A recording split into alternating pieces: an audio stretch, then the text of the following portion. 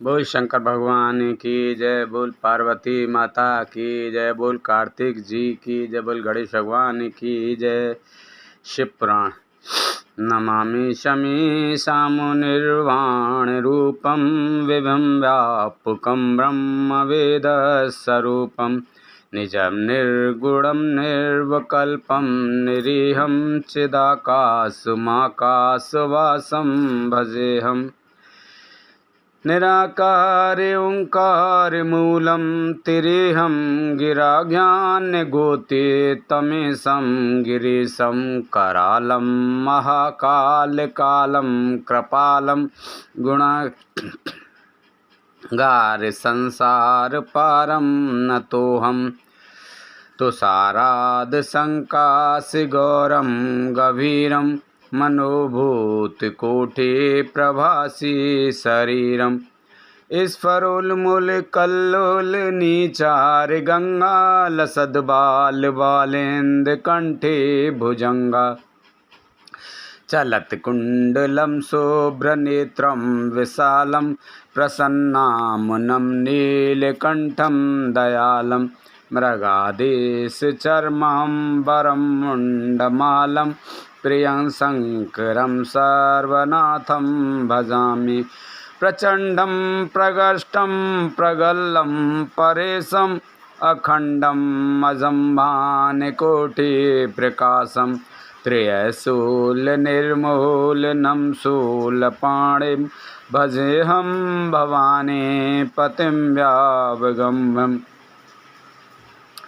कलातीत कल्याणकल्पान्तकारी सदा सच्चिदानन्ददाता पुरारी चिदानन्द सन्दोह मोहापहारी प्रसीद प्रभुष प्रसीद प्रभु मन्मथारी नयावद उमानाथ पादारविन्दं भजन्ति हलोके परेवा नारायणं न तावद् सुखं शान्तसन्तापनाशं प्रसीद प्रभो सर्वभूतादिवासं न जानामि योगं जपं नैव पूजां नतोऽहं सदा सर्वदा संव्यतव्यं जराजन्म दुःख्यो घटातव्यमानं प्रभोपायापं नमामि शम्भो। रुद्राष्टकं प्रोक्तं विपणे हर्तोषिये ये पठन्ति नरा भक्त्या तेषां समुप्रसीदति। सुन विनते सर्वज्ञ शिव देख विप्र अनुराग नव मंदिर बाणे भये हे दुज्वर वरमान जो प्रसन्न प्रभु मोह पर रात दिन पर ने निज पर भक्ति दे हो प्रभु कुंदु सरवर दे।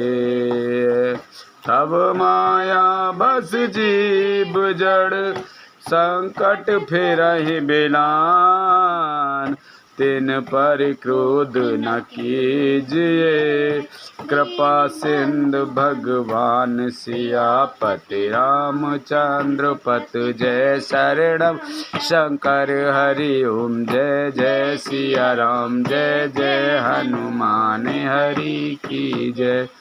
मंगल भवन अमंगल हारी द्रवौ से दशरथ अजर बिहारी दीन दयाल विरद संहारी हरहु नाथ मम संकट भारी। 26वां अध्याय दक्ष का भगवान शिव को शाप देना। ब्रह्मा जी बोले, हे नारद, पूर्व काल में समस्त महात्मा और ऋषि प्रयाग में इकट्ठा हुए। वहाँ पर उन्होंने एक बहुत विशाल यज्ञ का आयोजन किया था। उस यज्ञ में देव ऋषि, देवता, ऋषि मुनि, साधु संत, सिद्धगण तथा ब्रह्म का साक्षात्कार करने वाले महान ज्ञानी पधारे, जिसमें स्वयं अपने महातेजस्वी निगमों आगमों सहित परिवार को लेकर वहाँ पहुँचे। वहाँ बहुत बड़ा उत्सव हो रहा था। अनेक शास्त्रों में ज्ञान की चर्चा एवं वाद विवाद हो रहा था। उस यज्ञ में त्रिलोकीनाथ भगवान शिव भी देवी सती और अपने गणों सहित पधारे थे। भगवान शिव को वहाँ आया देख मैंने सभी देवताओं ऋषियों मुनियों ने उन्हें झुककर भक्ति भाव से प्रणाम किया तथा अनेक प्रकार से उनकी स्तुति की। श्री शिव जी की आज्ञा पाकर सभी ने अपना आसन ग्रहण कर लिया। इसी समय प्रजापति दक्ष भी वहाँ आ पहुँचे। वे खड़े ही तेजस्वी थे। प्रजापति दक्ष ने मुझे प्रणाम करके अपना आसन ग्रहण कर लिया। वे ब्रह्मांड के अधिपति थे, इसी कारण उन्हें अपने पद का घमंड हो गया था। उनके मन में अहंकार ने घर कर लिया था।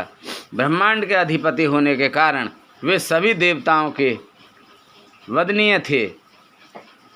सभी ऋषि मुनियों सहित देव ऋषियों ने भी मस्तक झुकाकर प्रजापति दक्ष को प्रणाम किया और उनकी स्तुति कर उनका आदर सत्कार किया। परंतु त्रिलोकीनाथ भगवान शिव शंभु ने ना तो उन्हें प्रणाम किया और ना ही अपने आसन से उठकर दक्ष का स्वागत किया। इस बात पर दक्ष क्रोधित हो गए। ज्ञान शून्य होने के कारण प्रजापति दक्ष ने क्रोधित नेत्रों से महादेव जी को देखा और सबको सुनाते हुए उच्च स्वर में कहने लगे। प्रजापति दक्ष बोले, सभी देवता, असुर, ब्राह्मण, ऋषि, मुनि सभी मुझे नम्रतापूर्वक प्रणाम कर मेरे आगे सिर झुकाते हैं। वे सभी उत्तम भक्ति भाव से मेरी आराधना करते हैं, परंतु सदैव प्रेतों और पिशाचों से घिरा रहने वाला यह दुष्ट मनुष्य क्यों मुझे देखकर अनदेखा कर रहा है? शमशान में निवास करने वाला यह निर्लज्ज जीव क्यों मेरे सामने मस्तक नहीं झुकाता? भूतों पिशाचों का साथ करने के कारण क्या यह शास्त्रों की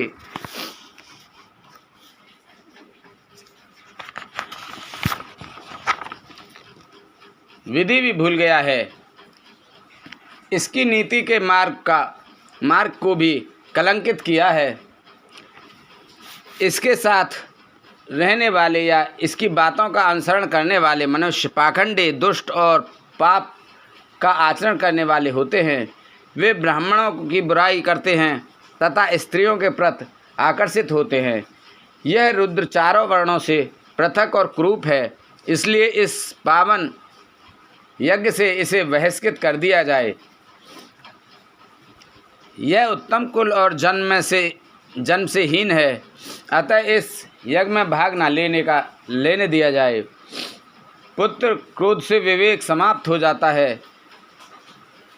दक्ष ने शिव के लिए अपशब्द कहते समय उसके परिणाम पर तनिक भी विचार नहीं किया। अहंकार के कारण वह शिव के स्वरूप को भूल गया। वह यह भी भूल गया कि आदि शक्ति ने जिसका तप द्वारा वर्ण किया है वह कोई साधारण मनुष्य, ऋषि या देव नहीं है। ब्रह्मा जी बोले, हे नारद, दक्ष की ये बातें सुनकर भृगु आदि बहुत से महर्षि रुद्रदेव को दुष्ट मानकर उनकी निंदा करने लगे। ये बातें सुनकर नंदी को बुरा लगा, उनका क्रोध बढ़ने लगा और वे दक्ष को शाप देते हुए बोले कि हे महामूढ़, दुष्ट बुद्धि दक्ष, तू मेरे स्वामी देवादिदेव महेश्वर को यज्ञ से निकालने वाला कौन होता है? जिनके स्मरण मात्र से यज्ञ सफल हो जाते हैं और तीर्थ पवित्र हो जाते हैं, तू उन महादेव जी को कैसे शाप दे सकता है? मेरे स्वामी निर्दोष हैं और तूने अपने स्वार्थ की सिद्धि के लिए उन्हें शाप दिया है और उनका मजाक उड़ाया है। जिन सदाशिव ने इस जगत की सृष्टि की इसका पालन किया और जो इसका संहार करते हैं, तू उन्हीं महेश्वर को शाप देता है। नंदी के ऐसे वचनों को सुनकर प्रजापति दक्ष के क्रोध की कोई सीमा न रही।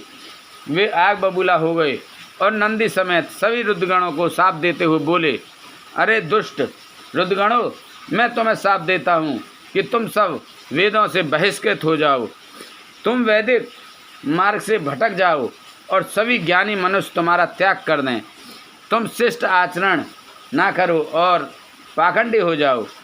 सिर पर जटा, शरीर पर भस्म एवं हड्डियों के आभूषण धारण कर मद्यपान शराब का सेवन करो।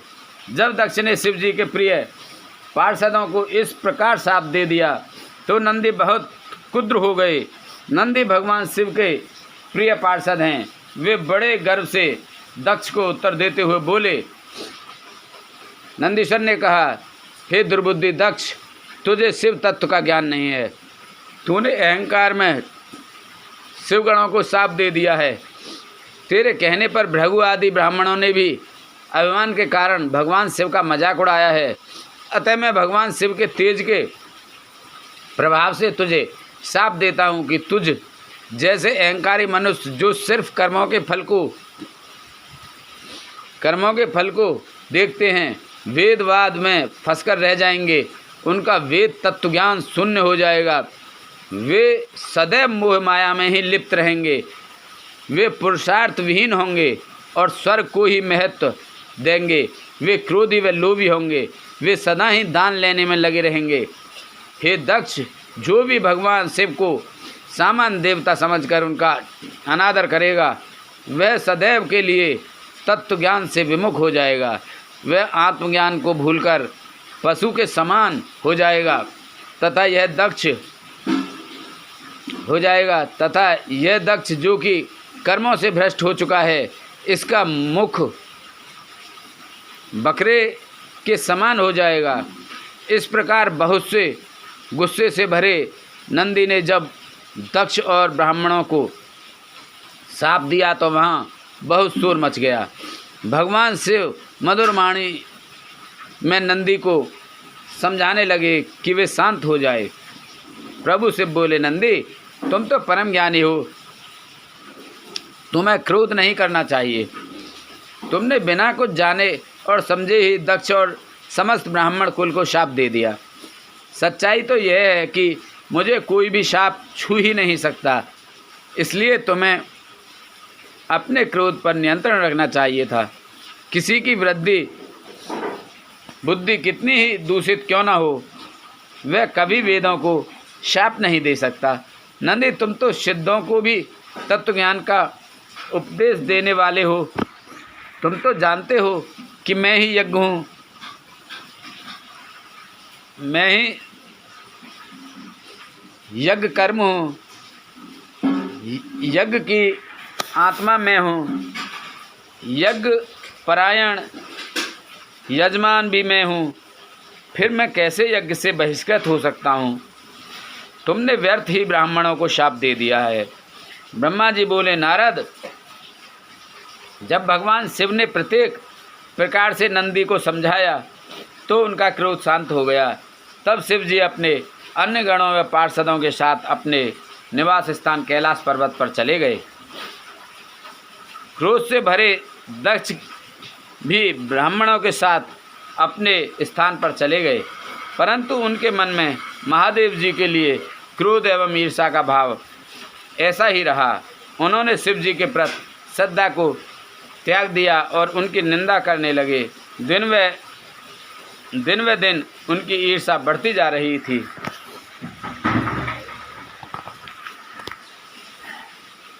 सत्ताईसवां अध्याय, दक्ष द्वारा महान यज्ञ का आयोजन।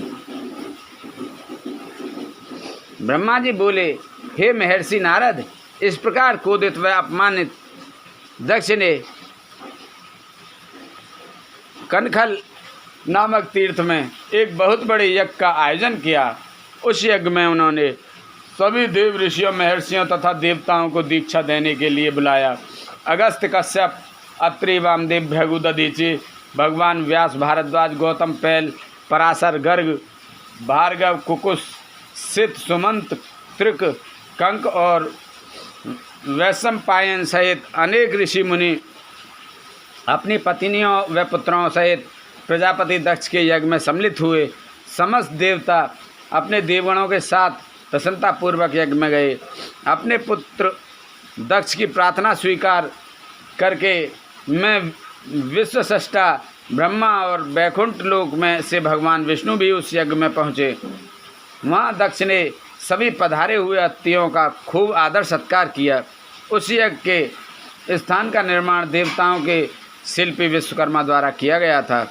विश्वकर्मा ने बहुत से दिव्य भवनों का निर्माण किया। उन भवनों में दक्ष ने यज्ञ में पधारे अतिथियों को ठहराया। दक्ष ने भृगु ऋषि को ऋतेज बनाया। भगवान विष्णु यज्ञ के अधिष्ठा थे। इस विधि को मैंने ही बताया। दक्ष सुंदर रूप धारण कर यज्ञ मंडल में उपस्थित था। उस महान यज्ञ में 88,000 ऋषि एक साथ हवन कर सकते थे। 64,000 देव ऋषि मंत्रों का उच्चारण कर रहे थे। सभी मग्न होकर वेद मंत्रों का गान कर रहे थे। दक्ष ने उस महायज्ञ में गंधर्वों, विद्याधरों, सिद्धों, 12 आदित्यों व उनके गणों तथा नागों को भी आमंत्रित किया था। साथ ही देश विदेश के अनेक राजा उसमें उपस्थित थे, जो अपनी सेना एवं दरबारियों सहित यज्ञ में पधारे थे। कौतुक और मंगलचार कर दक्ष ने यज्ञ की दीक्षा ली, परंतु उस दुरात्मा दक्ष ने त्रिलोकीनाथ करुणा निदान भगवान शिव को यज्ञ के लिए निमंत्रण नहीं भेजा था, ना ही अपनी पुत्री सती को ही बुलाया था। दक्ष के अनुसार भगवान शिव कपालधारी हैं, इसलिए उन्हें यज्ञ में स्थान देना गलत है। सती भी शिवजी की पत्नी होने के कारण कपाली भार्या हुई, अतः उन्हें भी बुलाना पूर्णतः अनुचित था। दक्ष का यज्ञ महोत्सव अत्यंत धूमधाम एवं हर्ष उल्लास से आरंभ हुआ। सभी ऋषि मुनि अपने अपने कार्य में संलग्न हो गए। तभी महर्षि दधीचि पधारे। उस यज्ञ में भगवान शंकर को ना पाकर दधीचि बोले, हे श्रेष्ठ देवताओं और महर्षियों, मैं आप सभी को श्रद्धापूर्वक नमस्कार करता हूँ। हे श्रेष्ठ जनों, आप सभी यहाँ इस महान यज्ञ में पधारे हैं। मैं आप सबसे यह पूछना चाहता हूँ कि मुझे इस यज्ञ में त्रिलोकीनाथ भगवान शंकर कहीं भी दिखाई नहीं दे रहे हैं। उनके बिना यह यज्ञ मुझे सूना लग रहा है। उनकी अनुपस्थिति से यज्ञ की शोभा कम हो गई है। जैसा कि आप जानते ही हैं कि भगवान शिव की कृपा से सभी कार्य सिद्ध होते हैं। वे परम सिद्ध पुरुष नीलकंठधारी प्रभु शंकर यहाँ क्यों नहीं दिखाई दे रहे हैं, जिनकी कृपा से अमंगल भी मंगल हो जाता है, जो सर्वथा सबका मंगल करते हैं।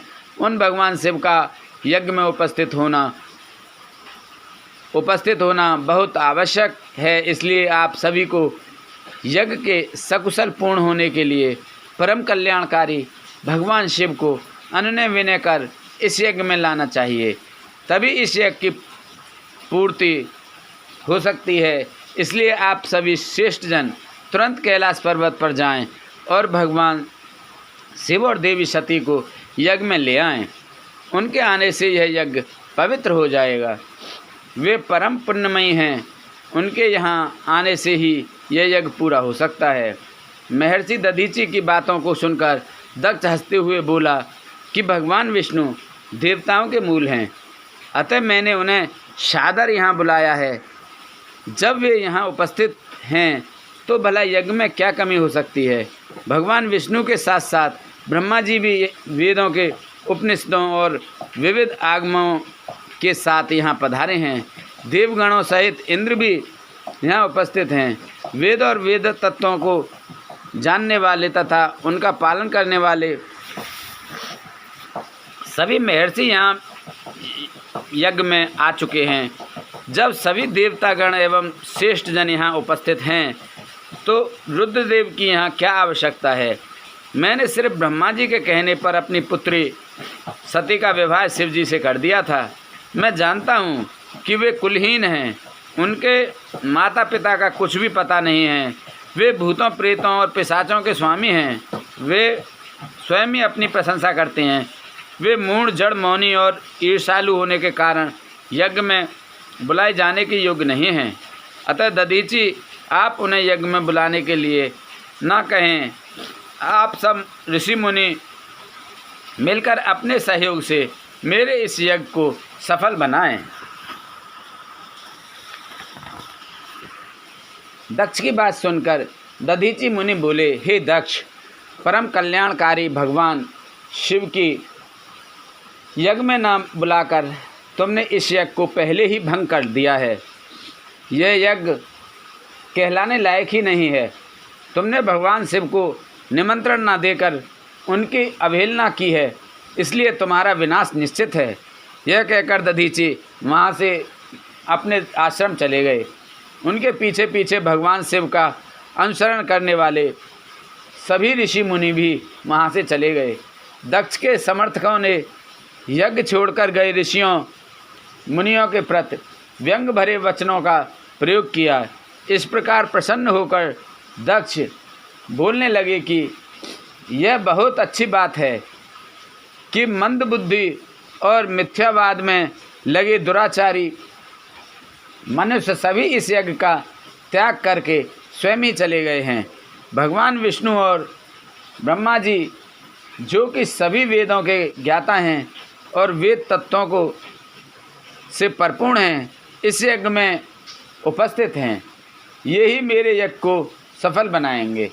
ब्रह्मा जी बोले कि दक्ष की ये बातें सुनकर वे सभी शिव माया से मोहित हो गए। सभी देवता ऋषि आदि देवताओं का पूजन करने लगे। इस प्रकार यज्ञ पुनः आरंभ हो गया। मुनि श्रेष्ठ इस प्रकार वहाँ यज्ञ स्थल पर रुके अनेक देव ऋषि और मुनि वहाँ पुनः यज्ञ की पूर्ण करने हेतु पूजन करने लगे। 28वां अध्याय, सती का दक्ष के यज्ञ में आना।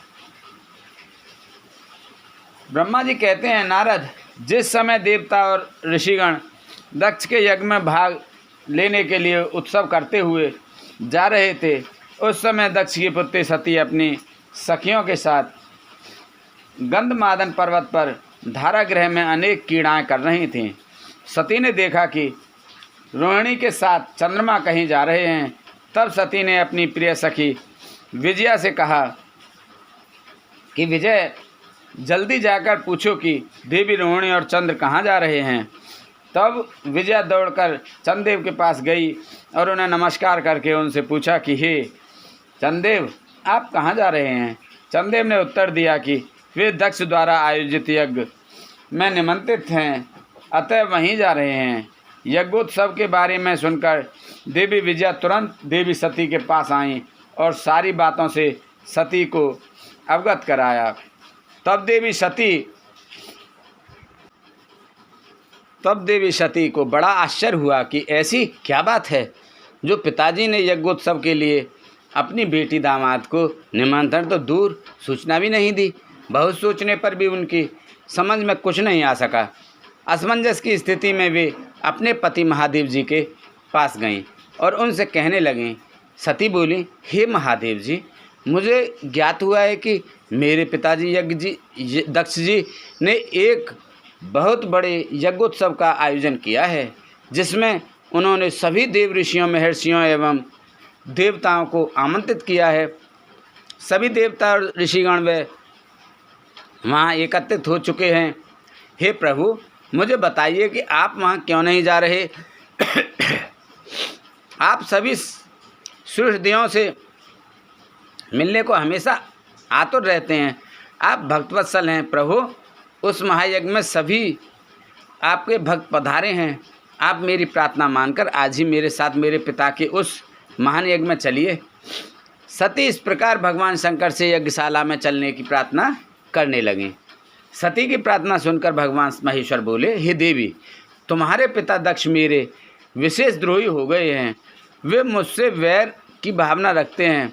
इसी कारण उन्होंने मुझे निमंत्रण नहीं दिया, और जो बिना बुलाए दूसरों के घर जाते हैं वे मरण से भी अधिक अपमान पाते हैं। हे देवी, उस यज्ञ में सभी अभिमानी मूढ़ और ज्ञान शून्य देवता और ऋषि ही हैं। उत्तम व्रत का पालन करने वाले और मेरा पूजन करने वाले सभी ऋषि मुनियों और देवताओं ने उस महायज्ञ का त्याग कर दिया है तथा अपने अपने धाम को वापस चले गए हैं। अतः प्रिय, हमारा उस यज्ञ में जाना अनुचित है। वैसे भी बिना बुलाए जाना अपना अपमान कराना है। शिव जी के इन वचनों को सुनकर देवी सती क्रुद्ध हो गईं और शिव जी से बोलीं, हे प्रभु, आप तो सबके परमेश्वर हैं। आपके उपस्थित होने से यज्ञ सफल हो जाते हैं। आपको मेरे दुष्ट पिता ने आमंत्रित नहीं करके आपका अपमान किया है। भगवान, मैं ऐसा करने का प्रयोजन जानना चाहती हूँ कि क्यों मेरे पिता ने आपका अनादर किया। इसलिए मैं अपने पिता के यज्ञ में जाना चाहती हूँ ताकि इस बात का पता लगा सकूँ। अतः प्रभु, आप मुझे आज्ञा प्रदान करें। देवी सती के क्रोधित शब्दों को सुनकर भगवान शंकर बोले, हे देवी,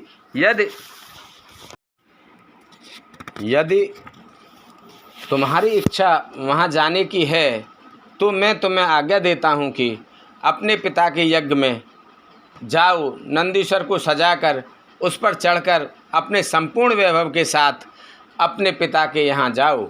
शिवजी की आज्ञा मानकर देवी सती ने उत्तम श्रृंगार किया और अनेक प्रकार के आभूषण धारण करके देवी सती अपने पिता के घर की ओर चल दी।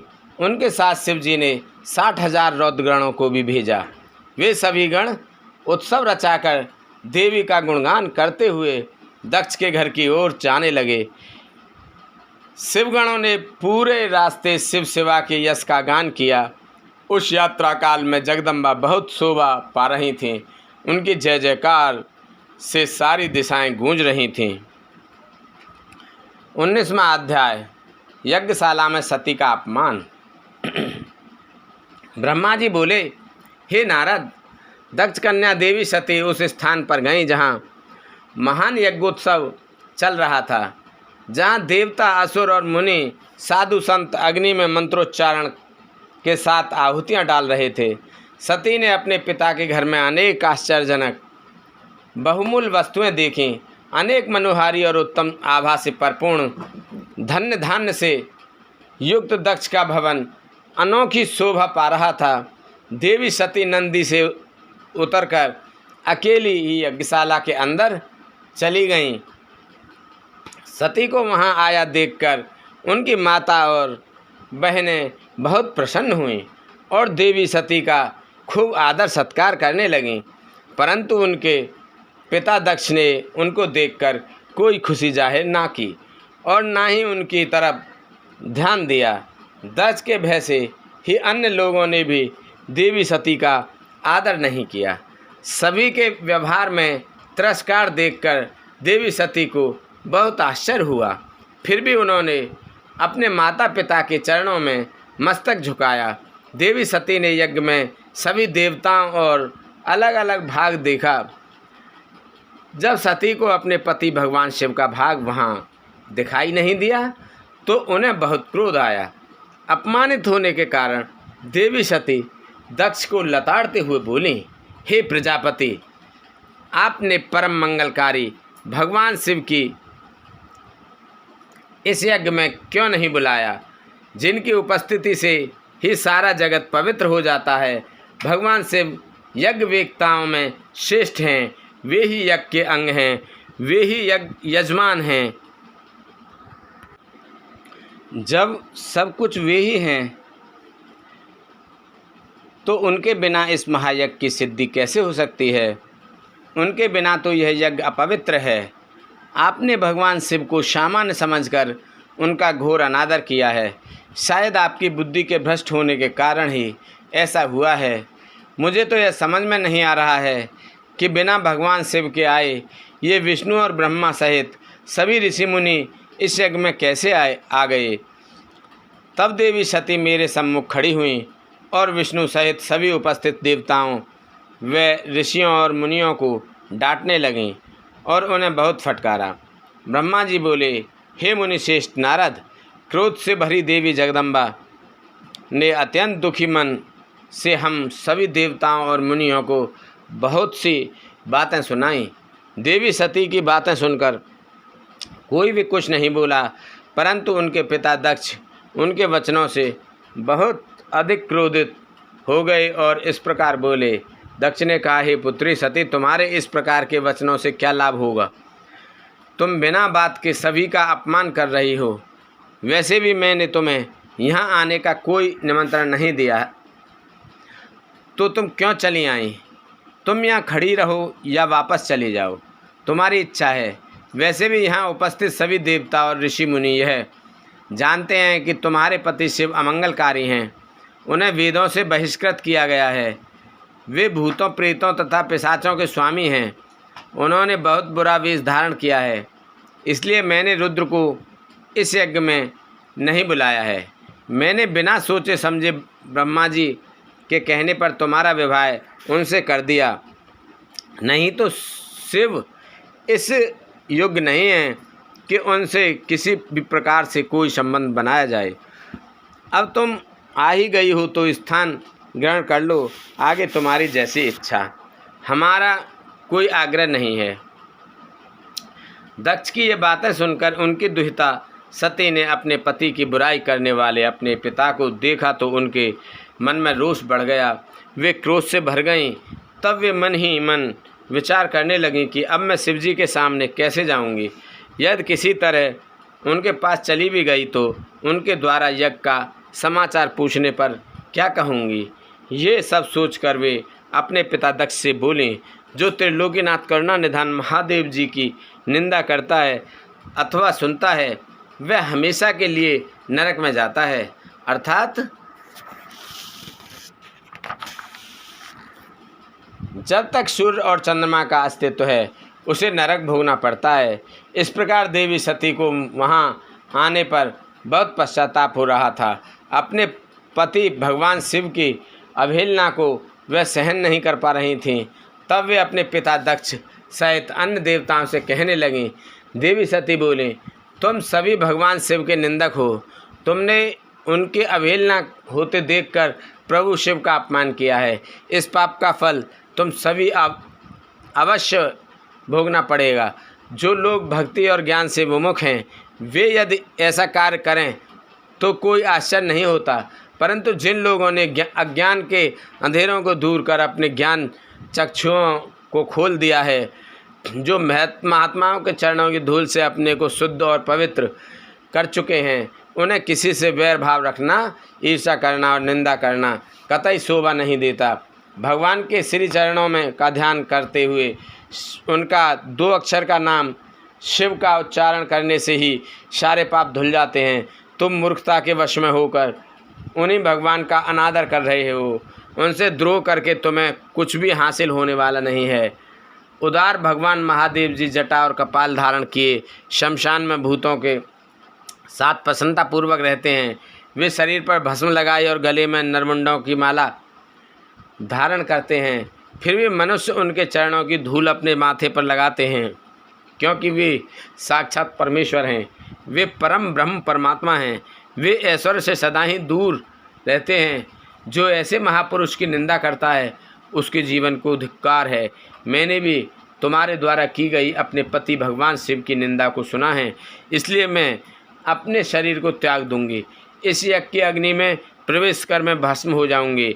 मैंने अपने प्रिय पति भगवान शिव का अनादर देख भी लिया है और उनके प्रति अपने पिता के कटु वचनों को भी सुन लिया है। अतः अब मैं इस जीवन का क्या करूं? मैं इस समय पूर्णतः असमर्थ हूं। इस यज्ञशाला में जो भी शक्तिमान और सामर्थ्यवान पुरुष हों, वे भगवान शिव की अपेक्षा करने वालों और उन्हें बुरा और अमंगलकारी कहने वाले को जीव काट कर दें, तभी वह शिव निंदा सुनने के पाप से बच सकता है। जो ऐसा करने में असमर्थ ना हो तो उसे अपने दोनों कानों को बंद करके यहाँ से तुरंत चले जाना चाहिए, तभी वह दोष मुक्त होगा। फिर देवी सती अपने पिता दक्ष की ओर मुख करके बोली, जब मेरे पति महादेव जी मुझे आपके साथ संबंध होने के कारण दक्षायणी कहकर पुकारेंगे तो मैं कैसे कुछ कह पाऊँगी। हे पिताजी, आपने मेरे पति का घोर अपमान करके मुझे उनके सामने जाने लायक भी नहीं छोड़ा। इसलिए मेरे पास अब एक ही रास्ता शेष है मैं आपके द्वारा प्राप्त इस घृणित शरीर का आपके सामने ही त्याग कर दूं। तत्पश्चात सती वहाँ उपस्थित सभी देवताओं से बोली कि तुम सबने करुणा निधान भगवान शिव की निंदा सुनी है, इसलिए तुम्हारे कर्मों का दुष्परिणाम तुम्हें अवश्य मिलेगा। मेरे पति भगवान शिव तुम सबको उसका दंड अवश्य ही देंगे। उस समय देवी बहुत क्रोधित थीं।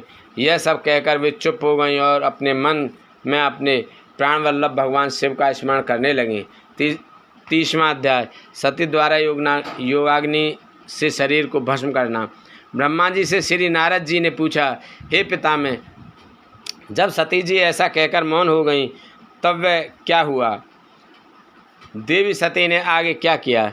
इस प्रकार नारद जी ने अनेक प्रश्न पूछ डाले और ब्रह्मा जी से प्रार्थना की कि वे आगे की कथा सविस्तार सुनाएं। यह कहकर ब्रह्मा जी मुस्कुराए और प्रसन्नतापूर्वक कहने लगे, हे नारद, मौन होकर देवी सती अपने पति भगवान शिव का स्मरण करने लगीं। उनका स्मरण करने के बाद उनका क्रोधी मन शांत हो गया।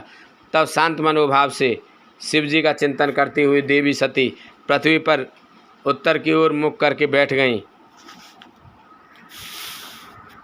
तत्पश्चात विधि पूर्वक जल से आचमन करके उन्होंने वस्त्र ओढ़ लिया। फिर पवित्र भाव से उन्होंने अपनी दोनों आंखें मूंद लीं और पुनः शिव जी का चिंतन करने लगीं। सती ने प्राणायाम से प्राण और अपान को एक रूप करके नाभि में स्थित कर लिया। सांसों को संयम कर नाभि चक्र के ऊपर हृदय में स्थापित कर लिया। सती ने अपने शरीर में योग मार्ग के अनुसार वायु और अग्नि को स्थापित कर लिया। तब उनका शरीर योग मार्ग में स्थित हो गया। उनके हृदय में शिव जी विद्यमान थे। यही वह समय था जब उन्होंने अपना शरीर त्याग दिया। उनका शरीर यज्ञ की पवित्र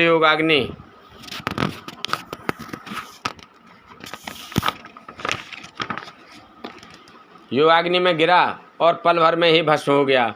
वहाँ उपस्थित मनुष्यों सहित देवताओं ने जब यह देखा कि देवी सती भस्म हो गई हैं तो आकाश और भूमि पर हाहाकार मच गया। यह हाहाकार सभी को भयभीत कर रहा था। सभी लोग कह रहे थे कि किस दुष्ट के दुर्व्यवहार के कारण भगवान शिव की पत्नी सती ने अपनी देह का त्याग कर दिया। तो कुछ लोग दक्ष की दुष्टता को धिक्कार रहे थे, जिसके व्यवहार से दुखी होकर देवी सती ने यह कदम उठाया था। सभी सत्पुरुष उनका सम्मान करते थे। उनका हृदय असहगुण था। उन्होंने ऐसी महान देवी और उनके पति करुणा निधान भगवान शिव का अनादर और निंदा करने वाले दक्ष को भी कोसा। सभी कह रहे थे कि दक्ष ने अपनी ही पुत्री को प्राण त्यागने के लिए मजबूर किया है, इसलिए दक्ष अवश्य महानरक में जाएगा और पूरे संसार में उसका अपयश होगा। दूसरी ओर देवी सती के साथ पधारे सभी शिवगणों ने जब यह दृश्य देखा तो उनके क्रोध की कोई सीमा न रही। वे तुरंत अपने अस्त्र शस्त्र लेकर दक्ष को मारने के लिए दौड़े। वे 60,000 पार्षदगण क्रोध से चिल्ला रहे थे और अपने को ही धिक्कार रहे थे कि यहाँ उपस्थित होते हुए भी हम अपनी माता देवी सती की रक्षा नहीं कर पाए। उनमें से कई पार्षदों ने तो स्वयं अपने शरीर का त्याग कर दिया। बचे हुए सभी शिवगण दक्ष को मारने के लिए बड़ी तेज़ी से आगे बढ़ रहे थे। जब ऋषि भृगु ने उन्हें आक्रमण के लिए आगे बढ़ते हुए देखा तो उन्होंने यज्ञ में विघ्न डालने वालों का नाश करने के लिए यजुर मंत्र पढ़कर दक्षिणाग्नि में आहुति दे दी। आहुति के प्रभाव के फलस्वरूप यज्ञ कुंड में से ऋभु नामक अनेक देवता जो प्रबल वीर थे वहाँ प्रकट हो गए। ऋभु नामक सहस्त्रों देवताओं और शिवगणों में भयानक युद्ध होने लगा। वे देवता ब्रह्म तेज से संपन्न थे। उन्होंने शिवगणों को मारकर तुरंत भगा दिया। इससे वहाँ यज्ञ में और अशांति फैल गई। सभी देवता और मुनि भगवान विष्णु से इस विघ्न को टालने की प्रार्थना करने लगे। देवी सती का भस्म हो जाना और भगवान शिव के गणों को मारकर वहाँ से भगाए जाने का परिणाम सोचकर सभी देवता और ऋषि विचलित थे। हे नारद, इस प्रकार दक्ष के उस महायज्ञोत्सव में बहुत बड़ा उत्पात मच गया था और सब ओर त्राह त्राह मच गई थी। सभी भावी परिणाम की आशंका से भयभीत दिखाई दे रहे थे। 31वां अध्याय आकाशवाणी। ब्रह्मा जी कहते हैं, हे नारद, जब दक्ष के उस महान यज्ञ में घोर उत्पात मचा हुआ था और सभी डर के कारण भयभीत हो रहे थे, तो उस समय वहाँ पर एक आकाशवाणी हुई। हे मूर्ख दक्ष, तूने यह बहुत बड़ा अनर्थ कर दिया है। तूने शिव भक्त दधीचि के कथन को प्रामाणिक नहीं माना, जो तेरे लिए परम मंगलकारी और आनंददायक था। तूने उनका भी अपमान किया और वे तुझे शाप देकर तेरी यज्ञशाला से चले गए। तब भी तू कुछ भी नहीं समझा। तूने अपने घर में स्वयं आई साक्षात मंगल स्वरूपा अपनी पुत्री सती का अपमान किया। तूने सती और शंकर का पूजन भी नहीं किया। अपने को ब्रह्मा जी का पुत्र समझकर तुझे बहुत घमंड हो गया था। तूने उस सती देवी का अपमान किया जो सत्पुरुषों को भी आराध्या है। वे समस्त पुण्यों का फल देती है। वे तीनों लोकों की माता, कल्याण स्वरूपा और भगवान शंकर की अर्धांगिनी हैं। सती देवी प्रसन्न होने पर सुख और सौभाग्य प्रदान करती हैं। वे परम मंगलकारी हैं। देवी सती की पूजा करने से समस्त भयों से छुटकारा मिल जाता है और मनोवांछित फलों की प्राप्ति होती है। देवी सभी उपद्रवों को नष्ट कर देती हैं। वे ही पराशक्ति हैं तथा कीर्ति, संपत्ति, भोग और मोक्ष प्रदान करती हैं। वे ही जन्मदात्री हैं, अर्थात जन्म देने वाली माता हैं। वे ही इस जगत की रक्षा करने वाली आदि शक्ति हैं और वे ही प्रलय काल में जगत का संहार करने वाली हैं। सती ही भगवान विष्णु सहित ब्रह्मा, इंद्र, चंद्र, अग्नि, सूर्यदेव आदि सभी देवताओं की जननी हैं। वे साक्षात जगदम्बा हैं। वे ही दुष्टों का नाश करने वाली और भक्तों की रक्षा करने वाली हैं। ऐसी उत्तम महिमा और गुणों वाली भगवान शिव की प्राण प्रिया धर्मपत्नी का तूने इस यज्ञ में अपमान किया है। भगवान शिव तो परम ब्रह्म परमेश्वर हैं। वे सबके स्वामी हैं। वे सबका कल्याण करते हैं। सभी मनुष्य प्रभु का दर्शन पाने की अभिलाषा सदैव अपने मन में रखते हैं। दर्शनों की इच्छा लिए घोर तपस्या करते हैं। वे भगवान शिव ही जगत को धारण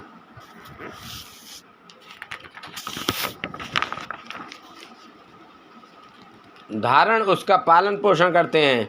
वे ही समस्त विद्याओं के ज्ञाता और मंगलों का भी मंगल करने वाले हैं। वे ही समस्त मनोकामनाओं को पूरा करते हैं। हे दुष्ट दक्ष, तूने उन परम शक्तिशाली भगवान शिव की शक्ति की अवहेलना करके बहुत बुरा किया है।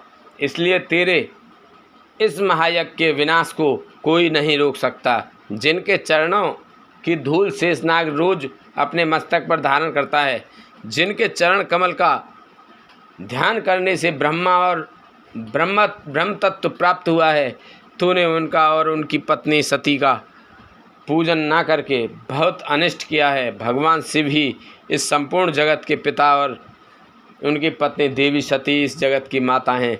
तूने उन माता पिता का सत्कार ना कर उनका घोर अपमान किया है। अब तेरा कल्याण कैसे हो सकता है? तूने स्वयं दुर्भाग्य से अपना नाता जोड़ लिया है। तूने देवी सती और भगवान शिव की भक्ति भाव से आराधना नहीं की। तेरी यह सोच ही कि कल्याणकारी शिव का पूजन किए बिना भी मैं कल्याण का भागी हो सकता हूँ, तुझे ले डूबी है। तेरा सारा घमंड नष्ट हो जाएगा। यहाँ बैठा कोई भी देवता शिव जी के विरुद्ध होकर तेरी सहायता नहीं कर पाएगा। यदि करना भी चाहेगा तो स्वयं भी नष्ट हो जाएगा। अब तेरा अमंगल निश्चित है। सभी देवता और मुनिगण यज्ञ मंडप को छोड़कर तुरंत यहाँ से अपने धाम को चले जाएं, अन्यथा सबका नाश हो जाएगा। इसी प्रकार यज्ञशाला में उपस्थित सभी लोगों को चेतावनी देकर वह आकाशवाणी मौन हो गई। 32वां अध्याय शिव जी का क्रोध। ब्रह्मा जी कहते हैं, नारद, उस आकाशवाणी को सुनकर सभी देवता और मुनि आश्चर्य से इधर उधर देखने लगे। उनके मुंह से एक भी शब्द नहीं निकला। वे अत्यंत भयभीत हो गए। उधर भृगु के मंत्रों से उत्पन्न गणों द्वारा भगाए गए शिवगण जो कि नष्ट होने से बच गए थे, शिव जी की शरण में चले गए। वहां पहुंचकर उन्होंने प्रभु को हाथ जोड़कर प्रणाम किया और वहां यज्ञ में जो कुछ भी हुआ था उसका और सती के शरीर त्यागने का सारा वृतांत उन्हें सुनाया। शिवगण बोले, हे महेश्वर, दक्ष बड़ा ही दुरात्मा और घमंडी है। उसने माता सती का बहुत अपमान किया। वहाँ उपस्थित देवताओं ने भी उनका आदर सत्कार नहीं किया। उस घमंडी दक्ष ने यज्ञ में आपका भाग भी नहीं दिया। हे प्रभु, दक्ष ने आपके प्रति बुरे शब्द कहे। आपके विषय में ऐसी बातें सुनकर माता क्रोधित हो गईं और उन्होंने पिता की बहुत निंदा की।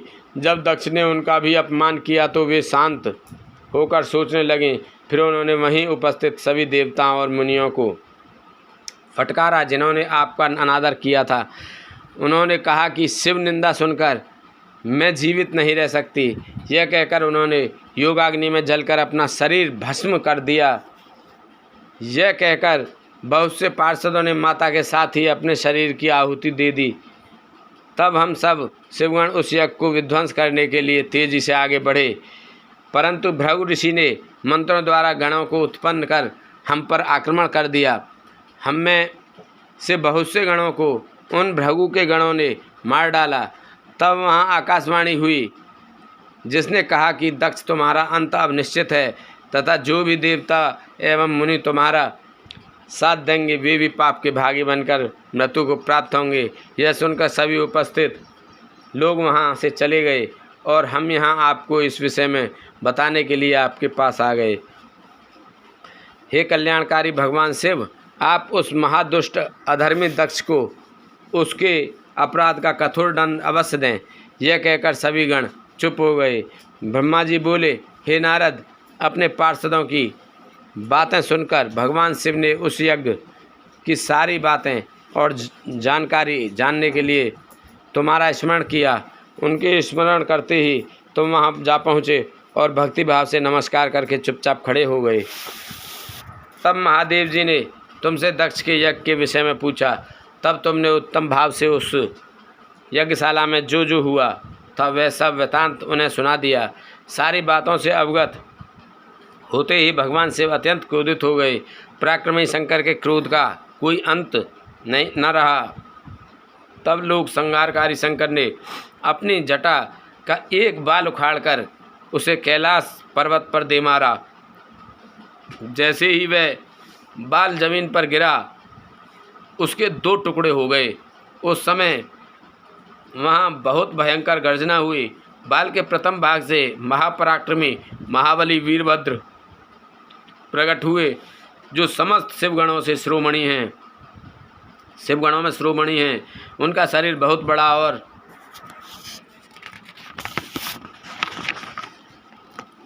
विशाल था। उनकी 1000 भुजाएं थीं। उस जटा के दूसरे भाग से अत्यंत भयंकर और करोड़ों भूतों से घिरी हुई महाकाली उत्पन्न हुई। उस समय रुद्रदेव के क्रोधपूर्वक सांस लेने से 100 प्रकार के ज्वर और अनेक प्रकार के रोग पैदा हो गए। वे सभी शरीरधारी क्रूर और भयंकर थे। वे अग्नि के समान तेज से प्रज्वलित थे। तब वीरभद्र और महाकाली ने दोनों हाथ जोड़कर भगवान शिव को प्रणाम किया। वीरभद्र बोले, हे महारुद्र, आपने सोम, सूर्य और अग्नि को अपने तीनों नेत्रों में धारण किया है। हे प्रभु, कृपा कर मुझे आज्ञा दीजिए कि मुझे क्या कार्य करना है। क्या मुझे पृथ्वी के सभी समुद्रों को एक क्षण में सुखाना है या संपूर्ण पर्वतों को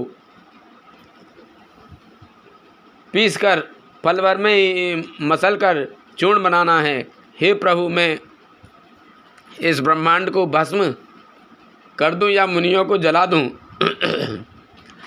भगवान, आपका आदेश पाकर मैं समस्त लोकों में उलट पुलट कर सकता हूँ।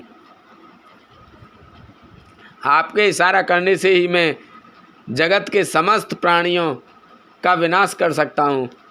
आपकी आज्ञा पाकर मैं इस संसार में सभी कार्यों को कर सकता हूँ। हे प्रभु, मेरे समान पराक्रमी ना तो कोई हुआ है और ना ही होगा। भगवान, आपकी आज्ञा से हर कार्य सिद्ध हो सकता है। मुझे ये सभी शक्तियाँ आपकी ही कृपा से प्राप्त हुई हैं। बिना आपकी आज्ञा के एक तिनका भी नहीं हिल सकता। हे करुणा निधान, मैं आपके चरणों में प्रणाम करता हूँ। आप अपने कार्य की सिद्धि की जिम्मेदारी मुझे सौंपिए, मैं उसे पूर्ण करने का पूरा प्रयास करूँगा। हे प्रभु, आपके चरणों का मैं हर समय चिंतन करता रहता हूँ। आपकी भक्ति परम उत्तम है। आप बिना कहे ही अपने भक्तों की समस्त इच्छाओं को पूरा करके उन्हें मनोवांछित और अभिष्ट फल प्रदान करते हैं। आप भक्तवत्सल हैं। भगवान मुझे कार्य करने का आदेश तथा साथ ही उस कार्य को सफलता का भी आशीर्वाद दें। ब्रह्मा जी बोले, हे मुनिश्रेष्ठ, वीरभद्र के ये वचन सुनकर शिव जी को बहुत संतोष हुआ तथा उन्होंने वीरभद्र को अपना आशीर्वाद प्रदान किया। भगवान शिव बोले, पार्षदों में श्रेष्ठ वीरभद्र, तुम्हारी जय हो। ब्रह्मा जी का पुत्र दक्ष बड़ा ही दुष्ट है, उसे अपने पर बहुत घमंड है। इस समय वह एक बहुत बड़ा यज्ञ कर रहा है। उसने उस यज्ञ में मेरा बहुत अपमान किया है। मेरी पत्नी ने मेरा अपमान होता हुआ देखकर उसी यज्ञ की अग्नि में अपने शरीर को भस्म कर दिया है। अब तुम सपरिवार उस यज्ञ में जाओ। वहाँ यज्ञशाला में जाकर तुम उस यज्ञ को विनष्ट कर दो। यदि देवता, गंधर्व अथवा कोई अन्य तुम्हारा सामना करे और तुम्हें ललकारे तो तुम उसे भी वहीं भस्म कर देना। दधीचि की दी हुई चेतावनी के बाद भी जो देवतागण वहाँ यज्ञ में मौजूद हैं, तुम उन्हें भी भस्म कर देना, क्योंकि वे सभी मुझसे बैर रखते हैं। तुम उन सभी को बंधु बांधवों सहित जलाकर भस्म कर देना। वहाँ कलशों में भरे हुए जल को भी पी लेना। इस प्रकार विदित मर्यादा के पालक भक्तवत्सल करुणा निधान शिव ने क्रोधित होकर वीरभद्र को यज्ञ का विनाश करने का आदेश दिया। 23वां अध्याय, वीरभद्र और महाकाली का यज्ञशाला की ओर प्रस्थान। ब्रह्मा जी कहते हैं, 33वां अध्याय, वीरभद्र और महाकाली का यज्ञशाला की ओर प्रस्थान। ब्रह्मा जी कहते हैं, नारद, महेश्वर के आदेश को आदरपूर्वक सुनकर वीरभद्र ने शिव जी को प्रणाम किया। तत्पश्चात उनसे आज्ञा लेकर वीरभद्र यज्ञशाला की ओर चल दिए। शिव जी ने प्रलय की अग्नि के समान और करोड़ों गणों को उनके साथ भेज दिया। वे अत्यंत तेजस्वी थे। वे सभी वीरगण कौतूहल से वीरभद्र के साथ साथ चल दिए। उसमें हजारों पार्षद वीरभद्र की तरह ही महापराक्रमी और बलशाली थे। बहुत से काल भगवान रुद्र के समान थे। वे शिव जी के समान ही शोभा पा रहे थे।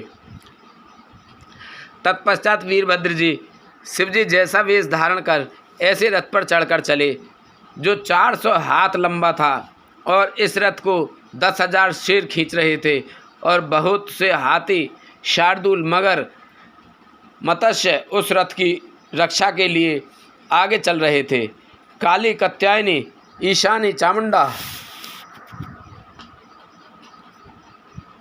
मुंडमर्दिनी, भद्रकाली, भद्रा, त्वरिता और वैष्णवी नामक नवदुर्गाओं ने भी भूतों पिशाचों के साथ दक्ष के यज्ञ का विनाश करने के लिए उस ओर प्रस्थान किया। डाकनी, सांकनी, भूत पिशाच, प्रथम, ग्रहाक, कुष्मांडा, परपट, चटक, ब्रह्मराक्षस, भैरव तथा क्षेत्रपाल आदि सभी वीरगण भगवान शिव की आज्ञा पाकर दक्ष के यज्ञ का विनाश करने के लिए यज्ञशाला की ओर चल दिए। वे भगवान शंकर के 64,000 करोड़ गणों की सेना लेकर चल दिए। उस समय भैरियों की गंभीर ध्वनि होने लगी। अनेकों प्रकार के शंख चारों दिशाओं में बजने लगे। उस समय जटाहर मुखों तथा शंखों के अनेक प्रकार के शब्द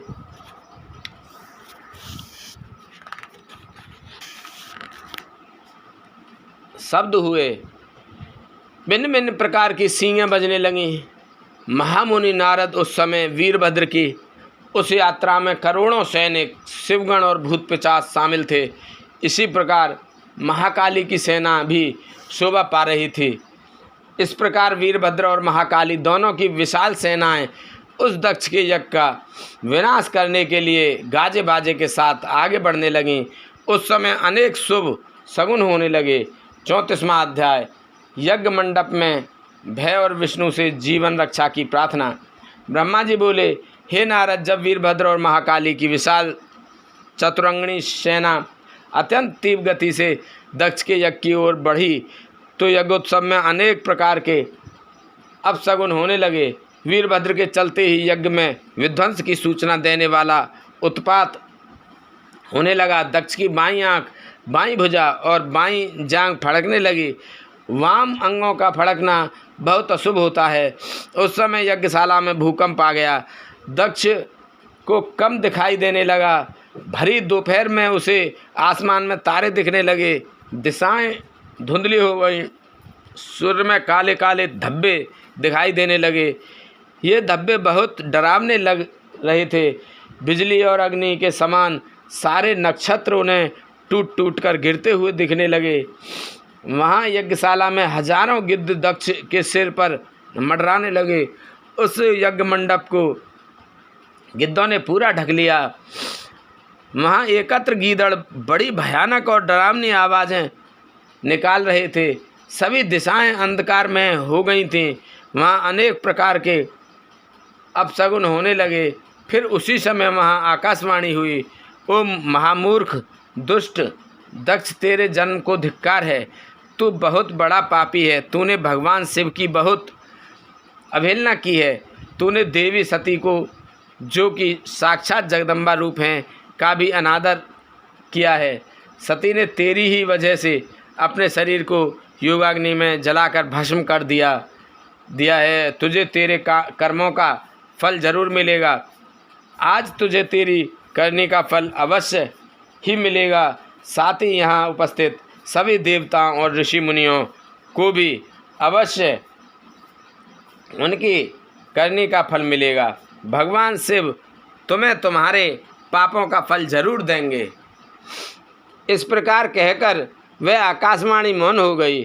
उस आकाशवाणी को सुनकर और वहाँ यज्ञशाला में प्रकट हो रहे अनेक अशुभ लक्षणों को देखकर दक्ष तथा वहाँ उपस्थित सभी देवगणों भय से कांपने लगे। दक्ष को अपने द्वारा किए गए व्यवहार का स्मरण होने लगा। उसे अपने किए पर बहुत पछतावा होने लगा। तब दक्ष सहित सभी देवता श्री हरि विष्णु की शरण में गए। वे डरे हुए थे। भय से कांपते हुए वे सभी लक्ष्मीपति विष्णु जी से अपने जीवन की रक्षा की प्रार्थना करने लगे। काहे को ओम वे ओंकारा स्वामी भज से वे ओंकारा, ब्रह्मा विष्णु सदा शिव, ब्रह्मा विष्णु सदा शिव, अर्धांगिनी धारा। ओम जय शिव ओंकारा, एक कानन चतुरानन पंचानन राज, स्वामी पंचानन राज, हंसानन गरुणासन, हंसानन गरुणासन, रसवाहन साज। ओम जय शिव ओंकारा, दो भुज चार चतुर्भुज, दस भुज अति सो है, स्वामी दस भुज अति सो है। तेरे गुण रूप निरखता, त्रिगुण रूप निरखता, प्रभु बन जन मोह है। ओम जय शिव ओंकारा, अक्षमाला बन माला, रुंड माला धारी, स्वामी मुंड माला धारी।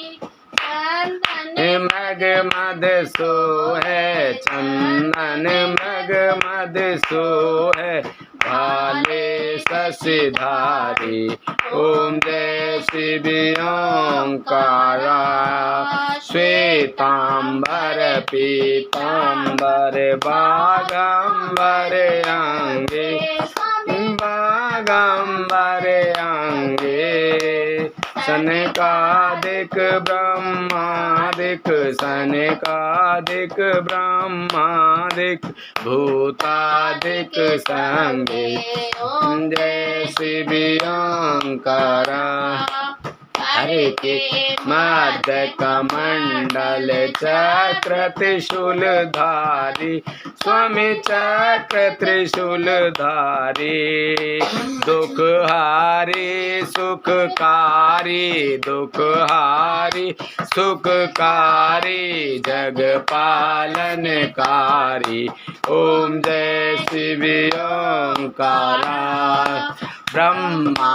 विष्णु सदा शिव जानत अविवेका स्वामी जानत अविवेका प्रणमाक्षर में शोभित प्रणमाक्षर में शोभित ये तीनों एका ओम जय शिव ओंकारा त्रिगुण श्यामी जी की आरती जो कोई नर गावे स्वामी प्रेम सहित गावे कहत शिवानंद स्वामी भजत हरि हरे स्वामी मन वांछित पावे ओम जय शिव ओंकारा जय शिव ओंकारा स्वामी भज शिव ओंकारा ब्रह्मा विष्णु सदा शिव ब्रह्मा विष्णु सदा शिव अर्धांगिनी धारा ओम जय शिव ओंकारा। बोल शंकर भगवान की जय बोल पार्वती माता की जय बोल गणेश भगवान की जय बोल नंदीश्वर की जय बोल कार्तिक जी की जय बोल सभी देवी देवतन की जय बोल तुलसा मैया गंगे मैया गैया मैया संतोषी माता पृथ्वी माता कालका मैया की जय। जय शंकर शंकर जय शंकर कैलाशपति जय गोरा गोरा जय गोरा जय पार्वती शंकर जय शंकर कैलाशपति जय गोरा गोरा जय गोरा पार्वती जय शंकर शंकर जय शंकर कैलाशपति जय शंकर जय शंकर कैलाशपति जय गोरा गोरा माँ पार्वती जय गोरा जय गोरा माँ पार्वती जय शंकर जय कृपान शंकर जय शंकर कैलाशपति जय कृपान शंकर जय शंकर कैलाशपति जय गोरा जय गोरा माँ पार्वती जय गोरा जय गोरा माँ पार्वती जय शंकर जय कृपान शंकर जय शंकर कैलाशपति जय शंकर जय कृपान शंकर जय शंकर कैलाशपति जय गोरा जय गोरा माँ पार्वती जय गोरा जय गोरा माँ पार्वती जय शंकर जय शंकर कैलाशपति जय शंकर जय गोरा माँ पार्वती भगवान की जय।